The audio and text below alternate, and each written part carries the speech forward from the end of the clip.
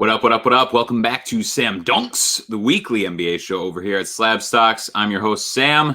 Today, we are taking a look at the ever rapidly changing basketball card market. You might remember a couple months ago when it seemed like only the high end was on the rise, modern was dead, everything else was collapsing around it. Well, things are different today. It's always changing. Anytime someone makes a bold declaration about the future of the card market and where things are going, well, you know what? They're probably going to be wrong in about a month or two.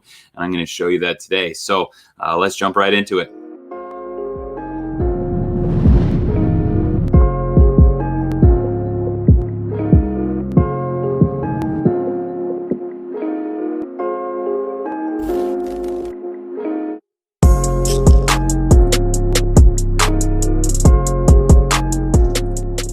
If a child crashes a car into a tree, you don't blame the child. You blame the 30-year-old that put the child behind the wheel of the car and said, "Drive, kid." That's Pam Beasley from The Office. And I was thinking something pretty similar the other day when I walked into my office here and found my kids taking the slabs off of my shelves and using them as guitar picks to play my guitar here. I wanted to be mad. Of course, my boys are 3 years old. You can't really be mad at a 3-year-old for doing something stupid like that because that's just what they do. If you're a parent, you know exactly what I'm talking about. I can be mad at the 28-year-old that left the slabs out on the shelf completely unprotected. Now, I like looking at my slabs. I'm not going to put them away in the box very often. They're not worth that much. They're worth a lot more to me than they would to any robber. But the best way I know how to protect them from my kids or any other incidental that might come and scratch the surface is to go over to slabstox.com/shop and then pick up a couple of slab shields. 2 BGS, 2 PSA 10. You can get them in sets of 2, 25, 100. It's only $3 for a set of 2 of them. Protect your investment. If you have hundreds of dollars wrapped up in some of these slabs and when you list them on eBay, you don't want the slabs to be scratched up, go over to slabstox.com, click on the shop button, and load yourself up with a couple of slab shields. Yeah, they're pretty much phone protectors, but they'll fit perfectly, and they're going to keep your investments safe. So please do so. Also, while you're there, if you like what we do, if you like Sam Dunks, toss a T-shirt in the cart if you want to support us. I would really appreciate it. Yeah, protect your investment. Support SlabStox. Thank you so much. I had a totally different idea heading into this episode than what I actually ran with. I was considering looking at Stephen Curry's 2009-2010 Topps PSA 10 rookie card, as well as his PSA 9 rookie cards, and figuring out what the prices were doing and how we might position ourselves running into the playoffs here. Of course, Stephen Curry's just been on a tear of late and looks awesome, and the Warriors are positioning themselves for a play-in game that should be a lot of fun and should have a lot of eyes on it. But once I started digging into the data, pulling up the card charts, what I was finding was something I wasn't expecting. And I started digging deeper and deeper and deeper, diving into this wormhole. And I just have to share all that information with you.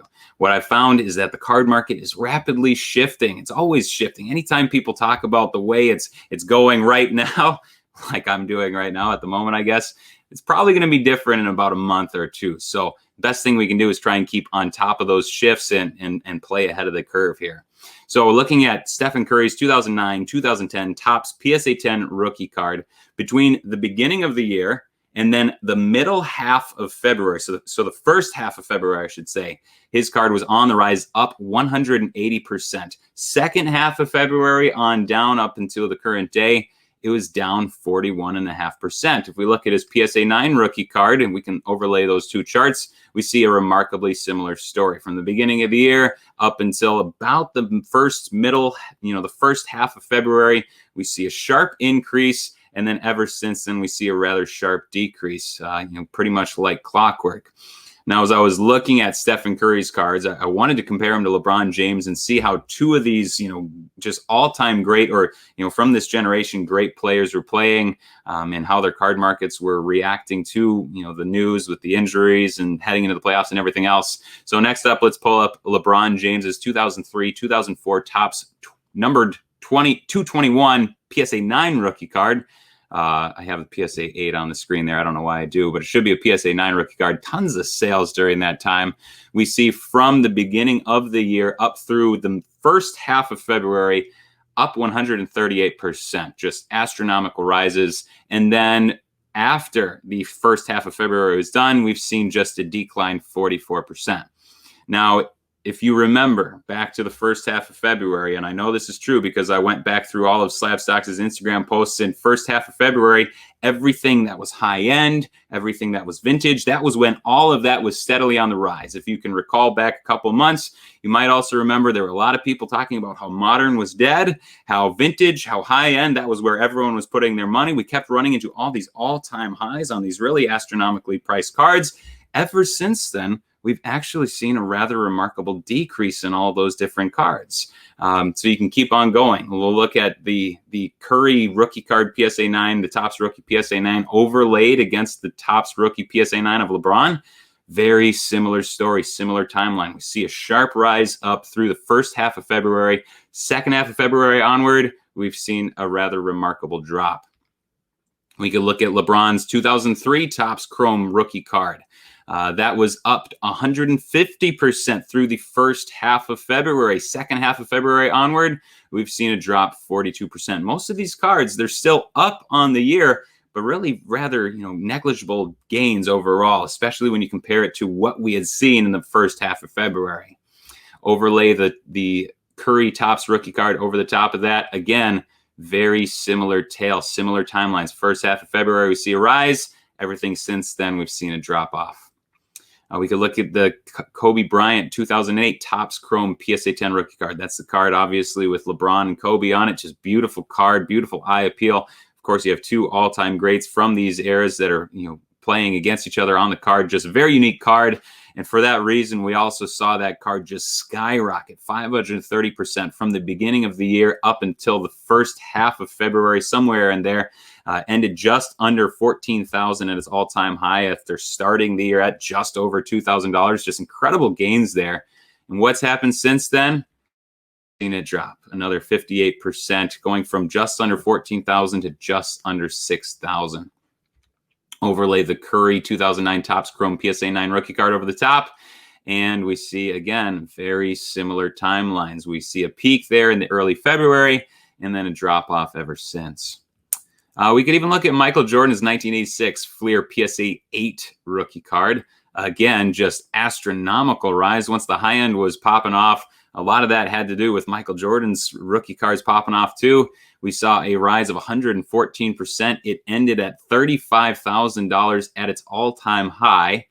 And then we've just seen a huge drop off ever since then. It's down 69% from the second half of February onward, or really February 2nd is when it reached its all-time high. And ever since that point, it's been a steady decline. In fact, it's lower today than it was at the beginning of the new year.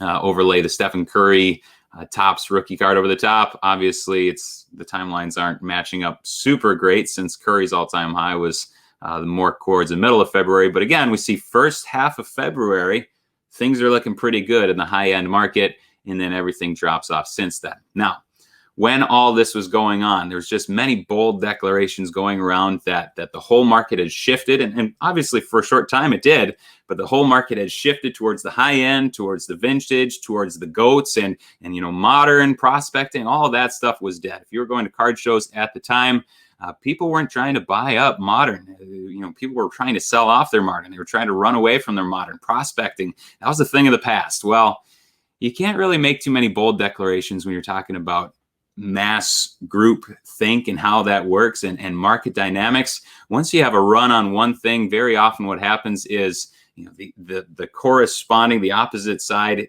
it'll drop. And once that side looks low, well, that'll get a run on it. And once this side looks high, that'll drop off. And that's exactly what we've seen with a lot of the modern, with a lot of the prospects and everything else. For instance, let's take a look at Zion Williamson, his 2019 Prism Silver PSA 10 rookie card. During that span of time when modern was quote unquote dead, when everything was going towards the high end, we saw Zion Williamson's cards, they were trending downward 33%. A third of all of their price gains in the history of Zion's cards, they dropped in just about a month, just the month of January. Well, during that span of time, that first half of February, when many of the high-end cards were reaching their all-time highs, we also saw just a tremendous number of downward peaks, like valleys, I guess we would call them, for Zion Williamson's card. But what's happened ever since then? Everything that's high end, everything that's vintage has been trending the opposite direction. And Zion, he's been trending back upwards, up 30% since the second half of February. Good on Zion. He's been playing extremely well of late. Or we could look at another very popular young guy, Luka Doncic, his 2018 Prism Silver PSA 10 rookie card. During that span of time when everyone was turning towards the high end, Luka Doncic, he was one of the guys that was being victimized, down 21% overall during that stretch.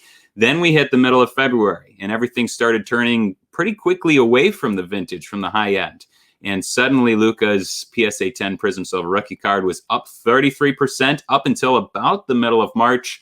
And ever since that point, we've also seen it drop 31%, although that has less to do with dramatic market shifts and probably more to do with the fact that I don't think the Mavericks are going to do a whole ton in the playoffs this year. And I think a lot of people are anticipating that ahead of time. Or we could look at RJ Barrett. He's another player that's been pretty exciting of late on an exciting Knicks team currently. His card, his PSA 10 Prism Silver rookie card, was down 49% all the way through that run on the vintage, that run on the high end. And what's happened ever since? The Knicks have been playing really well. RJ Barrett's been playing really well, and his card market has responded up 50%. We see players on the court playing well, and the card market's actually responding accordingly rather than just reacting to whatever the high-end market is doing at the time. We can look at Kevin Porter Jr. During that whole stretch through the first half of February when everyone was running towards the vintage, the high end, his market was remarkably flat. He was traded to Houston. The first half of February is when he ended up starting to play with the Houston Rockets G League team. That was when his hype was at an all-time high. We saw his cards skyrocket 180% from about the middle of February through about the middle of March. And then kind of the hype train on Kevin Porter Jr. started to die off a little bit, and it's dropped. It's still up on the year overall. It ended most recently at $300, but it was down 57% from its all-time high point. We look at Michael Porter Jr., his 2018 Prism Silver rookie card, PSA 10 grade is what we're looking at. Through the first half of February, he was down 52%, even though the Nuggets were playing really well, even though he was playing pretty well too along with them. Of course, Modern was dead. Everyone was going high end. And, well, look at what's happened ever since then. From the second half of February onward, he is up a tidy 70%, looking pretty good, pretty healthy on a good Nuggets team. Or last up, we could look at Jaren Jackson Jr. Obviously, he's been injured pretty much the whole year. There was lots of rumors all along the way and a lot of questions about when he was ever going to start. His cards were down 19%, so a little flatter than from the other ones that we've been looking at, but down 19% through about the middle of March, trending downward throughout all of those highs on the high-end stuff. And ever since then, we've also seen it trending right back upward, 26% overall. Looking pretty good of late also. So what's our takeaway from all this? I think probably the biggest thing to remember is that the card market, it's a living, breathing thing. It's living, it's breathing because you have a whole ton of people that are alive. They're trying to capitalize on their investments. They're trying to sell at all-time highs. They're trying to buy at all-time lows. They're doing all of that at once, which creates just a living organism, which we call the card market. Now, because it's always alive and it's always adapting, it's always changing, we see things like the run on the high end and then pretty soon after the collapse on the high end. We see the death of the modern, and then we see the steady rise of the modern after that point. This is just how human nature is. When you see things running one direction, the reaction is to run the opposite direction, and then you have things just crisscrossing like that. So once high end was on the rise and people were declaring the death of modern, the death of prospecting, all of that stuff, it's very easy to get scared by that, to get taken away by it. It's very easy to panic and panic sell and lose a bunch of money. It's just like when Taylor Horton Tucker was the most popular card in the entire universe. I guess it was only like 4 or 5 months ago, which seems crazy to me. When Taylor Horton Tucker was the most popular card in the universe for a couple of weeks, it was really hard to not just get taken away in that. But when we use our brains and we think about the Lakers rotation and what type of role he's going to have on the team, obviously those things weren't going to continue. Or think about Bol last year before the bubble started. Everyone was running after Bol. He was just skyrocketing, hottest card on the market. It's tough to not get taken away by all of that hype and to run along into it and lose a bunch of money. What you really need to do is think about it. Does this make sense? And is the market going to shift the opposite direction pretty soon? every single time the answer to that question is yes. It will always shift. We're going to have off-season sell-offs, and we're going to have people getting excited to get into the season, and it's going to start climbing up. We're going to have people selling off as we get into the playoffs. But you know what? We're also going to have people, once they see the sell-off start, once they see the prices start dropping, they're going to want to jump right back in. So the best thing for you to do is not panic anytime you have one of these big sweeping generalizations that now everyone's going high end and modern is dead, all that different stuff. It's going to change. I could probably do the same exact videos I did today, but flip it around in 2 months where we'll see maybe all of modern dropping. We'll see all of the high end climbing back up. That's just what happens. It's going to be kind of hard to time those things out because it just kind of changes on a dime, like we saw, especially with some of those all-time highs from some of those cards. It's going to change on a dime. You're not always going to be able to get it exactly right. The best thing you can do, and which you can train your mind to do, is just to not panic, to not panic sell, to not panic buy. As long as you can be measured and steady in your approach and be very objective in your approach too, you're probably going to do just fine. So yeah, the high end, it was really good for a while. It's not as good now. It's still up on the year. The modern, it's a little down on the year, but it's trending in the right direction. So that's good news for me because I love the modern. I love prospecting. I love talking about all that stuff, and I'm sure you all know that. So again, thank you so much for tuning in this week. It was a fun look at just the overall dynamics in the card market. Next week, we'll be looking at some more modern players and some current updates in the NBA heading into the playoffs. Thanks so much for tuning in.